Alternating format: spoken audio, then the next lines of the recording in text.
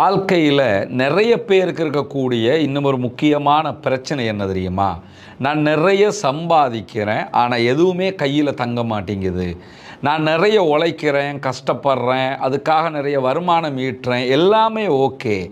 ஆனால் நிம்மதி கிடையாது, அதே நேரத்தில் எதுவுமே கையில் தங்க மாட்டேங்குது. இதுக்கு என்ன பண்ணுறது என்பது தான் நிறைய பேருடைய ஒரு கேள்வியாகவும் இருக்கிறது. முதல்ல நம்ம லைஃப்பில் இஸ்லாம் காட்டி தந்த ஒரு அழகான வழிமுறையை நம்பிக்கையாக கொண்டிருக்கணும். என்னென்னா, எவ்வளவு பணம் இருந்தாலும் உங்களுக்கு தேவை தீராது இறைவனுடைய அருள் இல்லாமல்.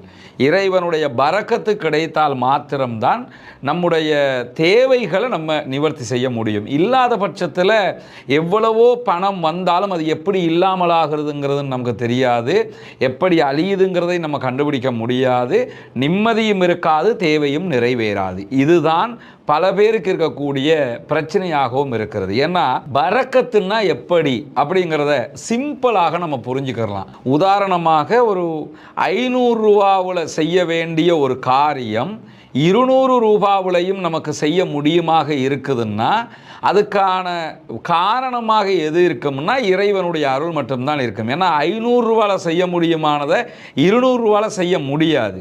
ஆனால் செய்ய முடியுது என்று சொன்னால் அதுக்கான காரணமாக என்ன இருக்கும்? ஒரு மறைமுகமான அருள் கிடைக்கிறது என்று அர்த்தம். நம்ம சாப்பிடணும், ஒரு 4 பேர் இருக்கிறோம், 4 பேர் சாப்பிடுவதற்கு நமக்கு 4000 ரூபா பணம் தேவைப்படுதுன்னு வச்சுக்கிறோங்க.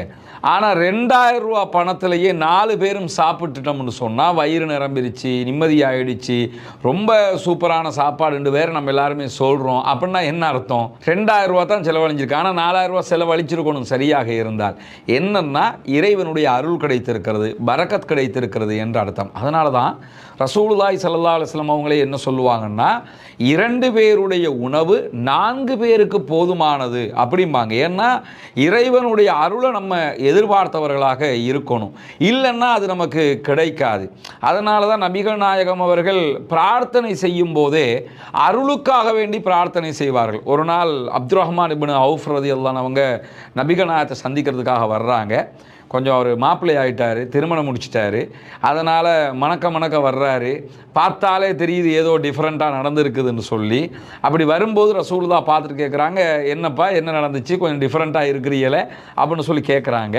கேட்கும்போது என்ன சொல்கிறாங்கன்னா, அல்லாஹ்வின் தூதர் அவர்களே, நான் திருமணம் முடிச்சிட்டேன் அப்படிங்கிறாங்க. உடனே அல்லாஹ்வுடைய தூதர் ஸல்லல்லாஹு அலைஹி வஸல்லம் அவங்க பாரக் அல்லாஹ் உங்களுக்கு பரக்கத் செய்யட்டும், அருள் புரியட்டும் அப்படின்னு சொல்லி தான் பிரார்த்தனை பண்ணுறாங்க. அதுக்கு பிறகு ஒரு ஆட்டாரத்து நீங்கள் வலிமா கொடுத்துருங்கன்றலாம் சொல்லுவாங்க. சஹீஹுல் புகாரில் வரக்கூடிய நபிமொழி இது. ஆனால் இதில் நம்ம என்ன கவனிக்கணும்னா, முதலாவது பிரார்த்தனையாகவே பாரக் அல்லாஹ் உங்களுக்கு பரக்கத் செய்யட்டும் அப்படிங்கிறாங்க. எனவே நம்ம யாருக்காவது பிரார்த்திக்கிறதா இருந்தாலும் முதல்ல பரக்கத் செய்யட்டும்னு பிரார்த்தனை பண்ணுங்க. அதே நேரத்தில் நமக்கு அல்லாஹ்விடமிருந்து பரக்கத்து கிடைக்க வேண்டும் என்று தான் நம்ம அதிகமாக பிரார்த்தனை செய்யணும். செல்வம் கிடைக்கணுங்கிறத விட பரக்கத்து கிடைப்பது தான் நமக்கு தேவையானது. ஏன்னா செல்வம் கிடைத்தும் பரக்கத்து கிடைக்கலன்னா அதில் எந்த பலனும் இல்லை. ஆனால் பரக்கத்து கிடைத்து செல்வம் குறைவாக இருந்தாலும் கண்டிப்பாக அது நிறைவானதாக மாறிடும். அதனால தான் பார்த்தீங்கன்னா சில வீடுகளை நம்ம பார்ப்போம். அந்த வீடுகளில் டிவி இருக்கும், ஃப்ரிட்ஜ் இருக்கும், எல்லாம் இருக்கும், வசதி வாய்ப்போடு அப்படி மாளிகை மாதிரி வீடு இருக்கும். ஆனால் அப்பனும் பிள்ளையும் பேசிக்கிற மாட்டாங்க. அம்மாவுக்கும் மகளுக்கும் சண்டையாக இருக்கும். எந்த நேரமும் வீட்டுக்குள்ளே ஒரு சர்ச்சை நிலையை நிலைத்திருக்கும். எந்த விதமான ஒரு அமைதி நிலையும் இருக்காது, நிம்மதியே இல்லை அப்படின்ட்டுக்கிட்டு கிடப்பாங்க.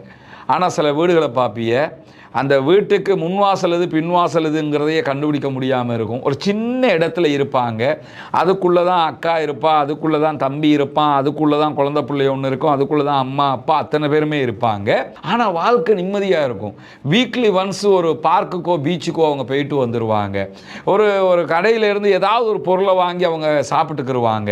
வீட்டுக்குள்ளே எப்பயுமே அந்நியோன்யமாக விளையாடிக்கிட்டு சந்தோஷமாக மகிழ்ச்சியாக நிம்மதியாக வாழுவாங்க. இதுக்கு என்ன காரணம் நினைக்கிறீங்க? இறைவனுடைய மறைமுக அருள். இந்த மறைமுக அருள் இல்லாமல்